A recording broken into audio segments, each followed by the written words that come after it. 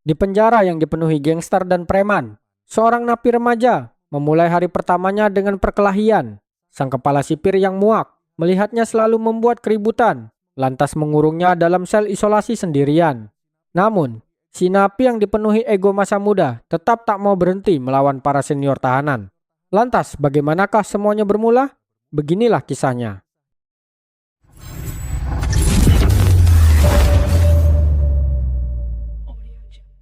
Film dimulai dengan menampilkan seorang tahanan remaja yang dijatuhkan ke tanah dengan keras oleh penjaga. Sebab ia telah berkelahi dengan tahanan lain di dalam bus dalam perjalanan menuju ke sana. Padahal hari ini adalah hari pertamanya sebagai narapidana. Lantas bagaimanakah seorang remaja bisa berakhir di penjara? 3 tahun sebelumnya, James dihantar oleh sang ibunda ke sekolah barunya. Ia telah dikeluarkan dari sekolah asalnya karena selalu bertengkar dengan anak lainnya. Tak berselang lama, mereka kemudian menghadap kepada dewan sekolah bersama seorang pengacara. Sayangnya, para dewan tampak keberatan untuk langsung menerima. Tidak lain adalah karena rekam jejak James yang sudah 3 kali dipenjara di lapas remaja. Namun sang ibunda bernama Tracy bersikukuh untuk menempuh jalur hukum demi pendidikan sang putra. Sepulangnya di dalam kamar, James dinasehati oleh ibunya agar tetap bersabar. Selama 3 bulan terakhir, ia telah berhasil menjalani tahanan rumah tanpa melanggar, sehingga dengan demikian pengacara mereka bisa membantunya memperoleh hak pendidikan. Beberapa hari kemudian, James yang tidak punya kegiatan hanya berdiam diri di rumah sendirian. Beranjak petang, ia lantas mendapati susu di kulkasnya telah habis, sedangkan ia tidak boleh keluar. Namun, tanpa pikir panjang, James pun mengambil uang, dan dengan sadar melanggar. Setibanya di minimarket, seorang wanita tiba-tiba menyapanya. Teman si wanita kemudian juga bergabung bersama mereka yang mana keduanya lantas melibatkan James dalam pencurian lalu kabur segera. What the hell? Come on! Di taman setelahnya, ketiganya bersantai sambil mengisap obat terlarang.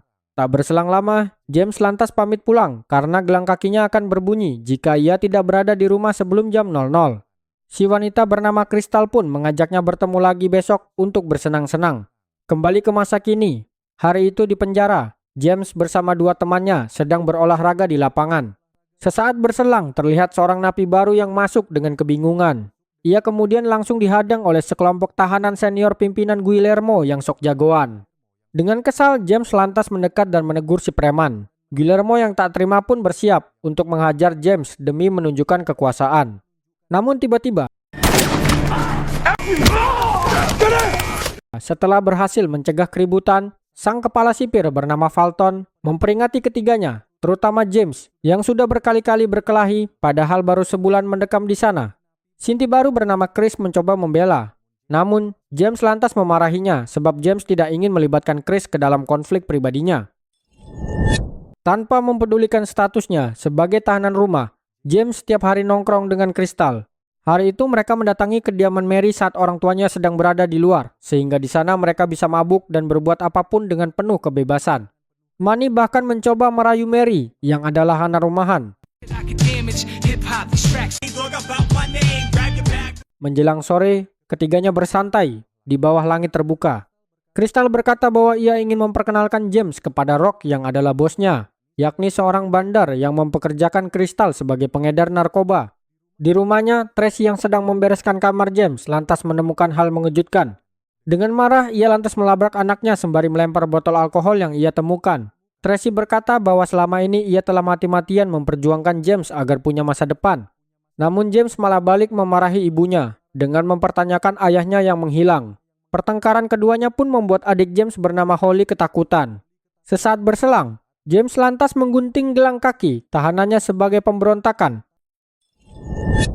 Atas pembelaan James terhadap Chris, hari itu, Guillermo merencanakan pembalasan. Dengan pisau selundupan ia kemudian menyerang.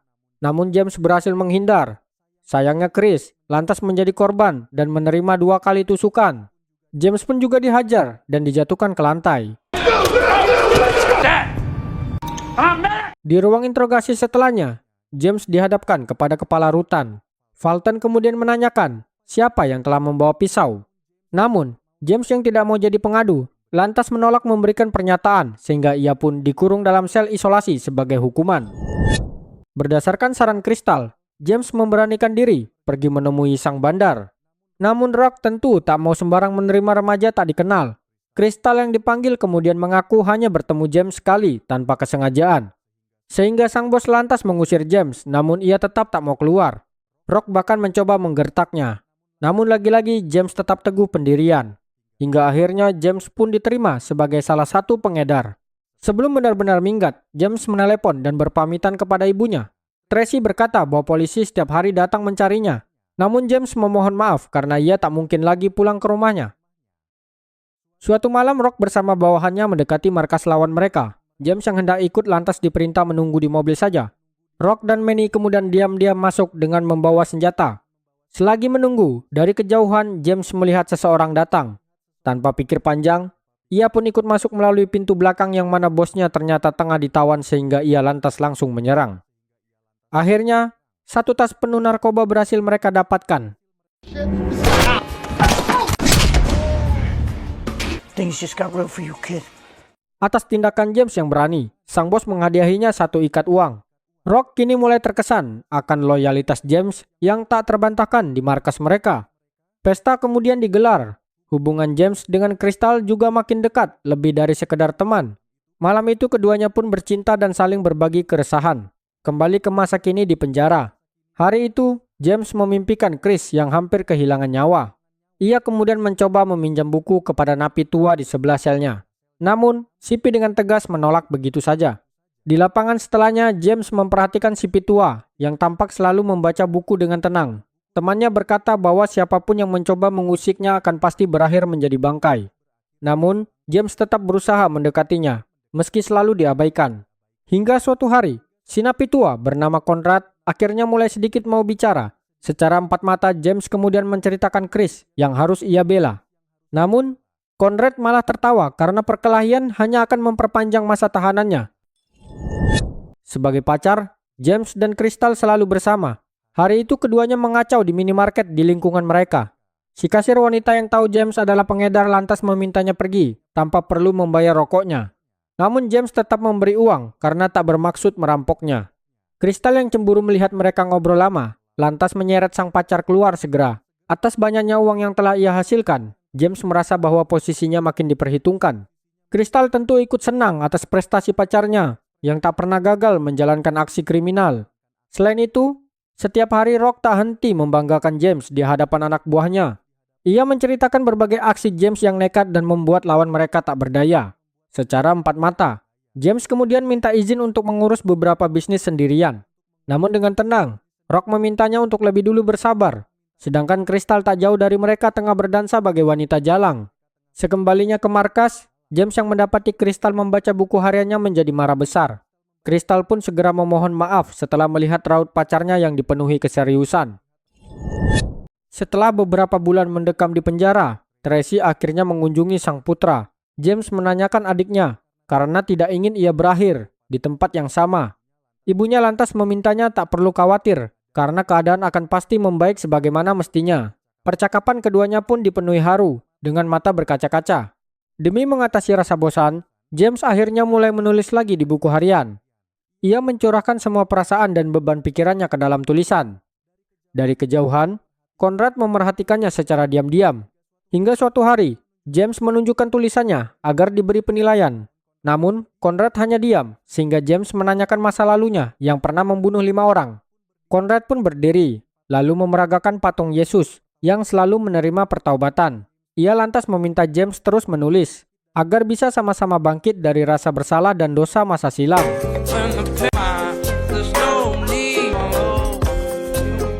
Setelah diobati, Chris akhirnya dikembalikan ke lapangan.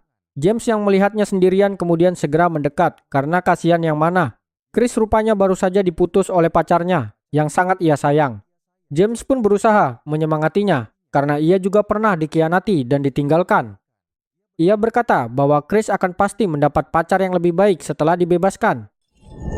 Sepandai-pandainya tupai meloncat akhirnya jatuh juga. Begitu pula dengan James yang selalu sukses dalam berbagai aksi kriminalnya. Malam itu di bar, Manny meminta bantuan James karena rekannya tidak bisa datang. Keduanya kemudian segera melabrak manajer bar untuk menagih uang. Namun, sang manajer hanya bersedia membayar langsung kepada Rock tanpa melalui bawahan. James yang merasa diremehkan lantas mengancam dengan tembakan. Tiba-tiba petugas pun masuk dan menghajar keduanya tanpa ampunan. Di parkiran setelahnya, James yang kesal kemudian memecahkan kaca sebuah kendaraan yang mana di dalamnya ternyata terdapat satu tas penuh senjata ilegal. Sepulangnya, Crystal mengobati luka sang pacar sembari memarahinya. Sebab selama ini James selalu bertindak gegabah dan kurang dewasa. Mendengar hal tersebut, James menjadi tersinggung dan balik bertanya, yakni soal sikap Crystal yang selalu menggatal ke sembarang pria. Akhirnya James pun beranjak pergi dari sana. Tanpa tawakan kemana, James terus berjalan kaki hingga sampai di minimarket biasanya. Namun, ia lantas mengamuk karena kulkas minuman keras tak bisa dibuka. Untungnya si kasir wanita tetap tenang, sehingga James pun menjadi iba. Setelah toko tutup, keduanya kemudian duduk bersama. Si kasir bernama Sarah bercerita bahwa toko ini milik ayahnya. Namun, beliau selalu mabuk sehingga ia sering kiali harus berjaga sendirian saja. Sesaat berselang, Sarah lantas menghadiahkan sebungkus rokok tanpa diminta. James pun menunjukkan trik sulap sehingga malam itu keduanya bisa melupakan masalah dengan tertawa. Sepulangnya ke markas, James terkejut karena sang bos ternyata tengah menunggunya. Ia yang berusaha menjelaskan lantas dibantah oleh Rock bahwa yang ia lakukan hanyalah demi ego semata. Sehingga kini ia kehilangan mitra bisnis sekaligus kepercayaan kepadanya. Terlebih lagi, satu tas senjata yang James curi akan pasti mengundang polisi kepada mereka. Dengan tegas, Rock pun berkata bahwa James harus membereskan ini semua. Yeah. Hari itu di penjara, James meminta waktu khusus untuk bicara dengan kepala penjaga, yang mana ia rupanya memohon agar Chris dipindahkan ke sel perlindungan sampai hari sidangnya, sebab ia terlalu lemah dan nyawanya bisa terancam kapan saja. Namun Fulton kemudian memerintah James menuliskan nama pengancamnya, sebab tanpa kesaksian maka ia tak bisa berbuat apa-apa. James yang tetap tak mau jadi pengadu lantas menolak dengan terpaksa. Di lapangan setelahnya, Goimo mendatangi James dengan mengancam bahwa jika sampai namanya disebut, maka ia akan pasti membunuhnya tanpa ampunan. Dengan sombong, Guillermo lantas menantang James dalam pertarungan. Untungnya, James tidak terpancing dan lebih memilih menghindar. You ain't got no heart. Beberapa hari berselang, Chris akhirnya menjalani sidang bersama Dewan Pengamat Tahanan, yang mana James lantas diberitahu bahwa Chris telah diberi tambahan 6 tahun masa hukuman. Mendengar hal tersebut, James pun menjadi sedih sekaligus marah besar. Sejak bertengkar dengan Crystal, James menjadi lebih sering bersama Sarah yang pembawaannya menenangkan. Malam itu keduanya jalan-jalan sambil saling menceritakan pengalaman. James berkata bahwa sejak kecil ia selalu mengacau, sehingga kini yang ia inginkan hanyalah kehidupan yang normal. Sepanjang jalan, Sarah mendengarkan curhatan James dengan wajah dipenuhi senyuman. Beranjak larut malam, keduanya kemudian menonton film bersama. Saat itulah Sarah menyandarkan kepalanya ke bahu James yang mulai disukainya. Sedangkan Crystal bersama Rock masih bersikap seperti biasa.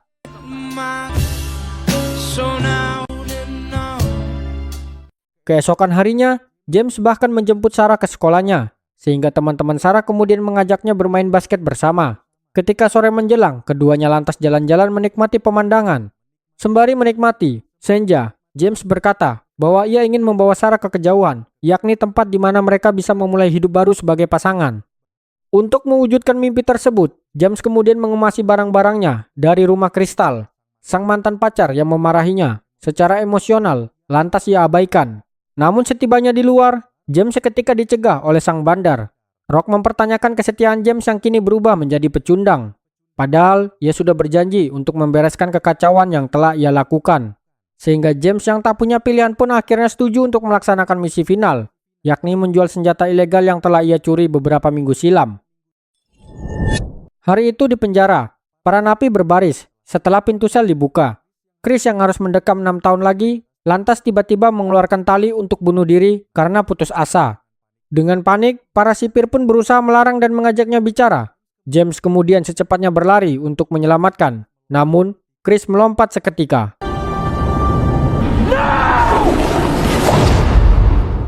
Mengetahui James mendam, Fulton lantas memberinya peringatan.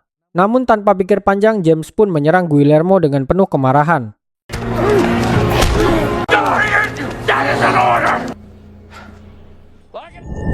Malam itu dalam misi terakhirnya, James bersama D tengah menunggu di tempat remang.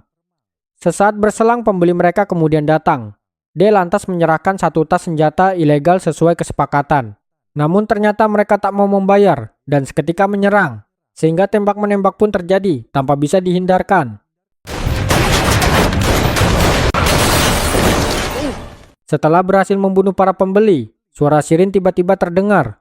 James dan D secepatnya berlari mencari persembunyian. D lantas mengajak James kabur keluar kota. Namun ia hanya diam di markas mereka setelahnya. Dari kejauhan James melihat Rock dan Crystal sudah ditahan. Sehingga ia kemudian menemui Sarah dan memintanya berkemas sekarang. James berkata bahwa ia akan memulai hidup baru dengannya, sebagaimana ia janjikan. Namun Sarah tentu tak bisa meninggalkan keluarganya begitu saja, secara tak masuk akal.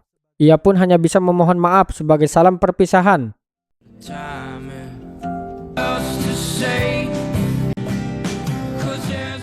Tanpa tahu harus kemana, pagi itu James terpaksa bersembunyi ke rumah ibunya. Tak lama berselang, polisi lantas berdatangan dan langsung menangkapnya. Di kantor polisi, setelahnya ia pun melihat Crystal mengadu tentang dirinya. Kembali ke penjara, hari itu Dewan Pengawas mewawancarai Fulton sebagai kepala penjaga. Mereka membacakan rekam jejak James yang akan disidang besok setelah 4 bulan mendekam di sana. Sementara itu, demi melupakan kematian Chris, James terus menyibukkan diri dalam permainan. Conrad lantas tiba-tiba melabraknya karena ia seharusnya bersiap untuk sidang. Namun, James tidak peduli karena pendapatnya tak akan pernah didengar.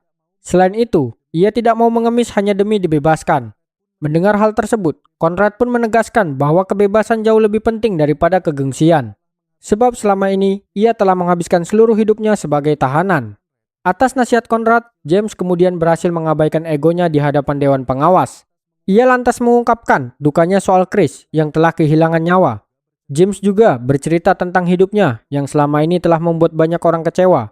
Lingkungannya menghakiminya sebagai sampah masyarakat yang penuh noda. Namun demikian, James menerima semua tuduhan tersebut dengan lapang dada. Bahkan jika masa hukumannya harus ditambah, maka ia akan menanggungnya. Yang pasti adalah bahwa ia tidak akan pernah berputus asa. Para juri pun tampak bersimpati mendengar kejujuran sang narapidana. Di hari kebebasannya, Conrad berkata bahwa ia akan membunuh James jika ia kembali di penjara. Kepedulian Conrad tentu sangat berarti bagi James yang hanyalah seorang remaja. Setibanya di luar, ia pun berpelukan dengan sang ibunda dan adiknya tercinta. Demi perubahan, James mulai bekerja sebagai cleaning service di sebuah restoran.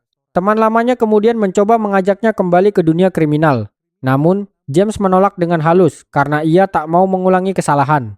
Suatu hari, sebuah bungkus rokok mengingatkan James kepada orang spesial. James yang mencoba menemuinya lantas diberitahu bahwa Sarah telah pindah tempat tinggal. Tak menyerah, ia pun mendatangi rumahnya sebagaimana alamat yang diberikan. Sarah yang melihatnya tentu menjadi begitu senang. Namun demikian, Sarah rupanya telah bertunangan. James ikut bahagia mendengarnya tanpa bermaksud ingin balikan. Kini kisah keduanya adalah masa lalu yang harus dibiarkan sebagai kenangan. Sarah mencintai tunangannya, sedangkan James juga akan melanjutkan kehidupan. Beberapa hari berselang, James kemudian pindah kota untuk memulai semuanya dari awal. Sang ibunda tampak sangat bahagia melihat perubahan putranya yang cemerlang.